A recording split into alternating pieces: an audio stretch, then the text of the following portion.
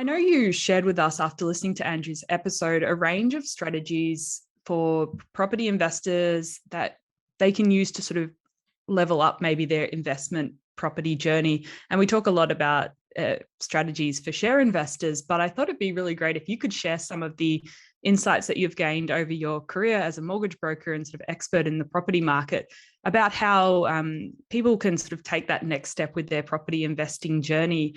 And I know you sort of started with the point about it being like your primary residence being a tax-free home. Are you able to talk on that point a bit?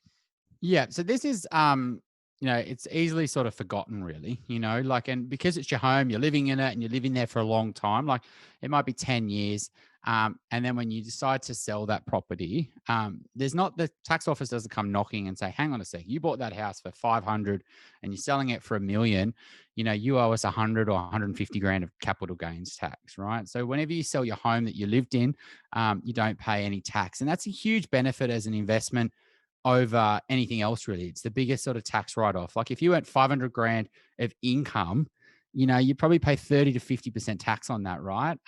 So you've got to earn, $600,000, $700,000 of income to get that 500. So that's the thing that's really forgotten about, and something that you can only do it on one property. So it's definitely one opportunity. And it also means when some clients are thinking to us and saying, like, I've got a house, I want to live modestly, right? I want to have a house and a caravan, which I think Andrew spoke about, right, in Burke, right?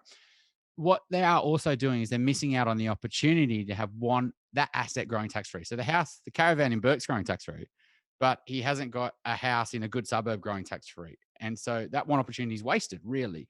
And it's also something when clients come to us and they go, oh, I'm really happy in my house, but I don't really need to upgrade.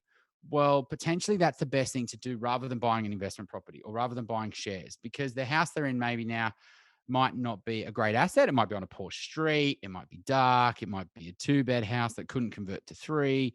But if they went and spent another couple $100,000, they shift into a whole other market and they get a better asset growing for them tax-free. So you really need to use it wisely, because it is the one opportunity to have a good asset growing for you tax-free. So that's the most important thing. Whereas you buy investment property, you would pay capital gains tax when you sell it, on 50% of that gain, as long as you hold it for more than 12 months.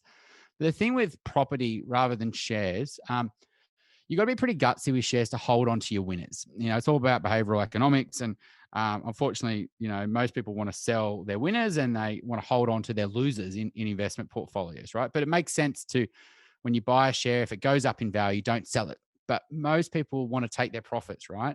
So when you take your profits on shares, you pay capital gains tax. And, a lot of people, sometimes those profits are under 12 months as well. And so you pay a lot of capital gains tax on shares. But with property, even if you buy an investment property and it goes up in value, you never pay capital gains tax till you sell it. And the best way to buy investment property is to hold them for a long time, right? Not just 5 or 10 years. You're talking 20, 30 or 40 years. If it's a quality asset, it should always stay a quality asset. So there'll never be a time when you say, you know what, I really want to just get out now because it's going to fall in value. Well, no, you go, well, why would I sell it now? In 5 years' time, it's going to be even better. It's still scarce, still even more desirable.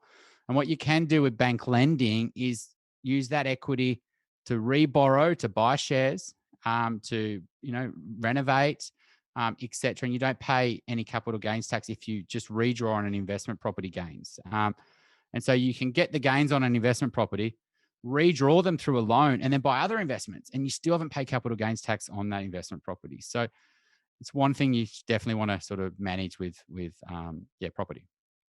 Because these are a range of strategies that you don't really have available to you if you are investing in shares. And so if you have only thought about share investing, you might not have realized you have this capital gains free primary residence available to you.